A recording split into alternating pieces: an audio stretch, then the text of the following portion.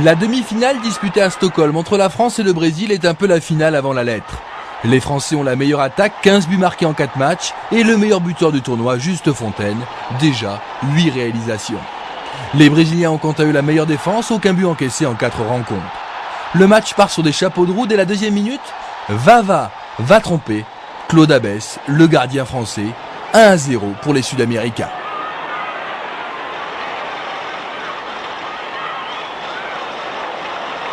Le troisième but de Vava dans la compétition, mais il faut attendre que 7 minutes pour voir la France revenir au score. Une égalisation signée de l'inévitable goléador français, Juste Fontaine, qui inscrit son 9e but depuis le début de la Coupe du Monde. Un partout, le Brésil encaisse son tout premier but du tournoi. Juste avant la pause, le plus beau but de cette Coupe du Monde, il est signé Didi, pleine lucarne. Le Brésil mène 2-1.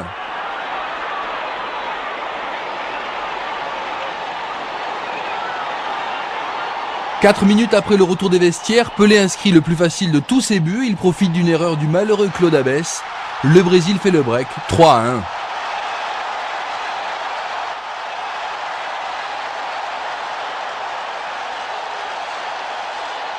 Peu après l'heure de jeu, les Sud-Américains se mettent à l'abri d'un éventuel retour français. Le centre de Garrincha profite à Pelé qui réussit son tout premier doublé en phase finale. 4-1. Les Français entraînés par Albert Batteux sont littéralement effondrés.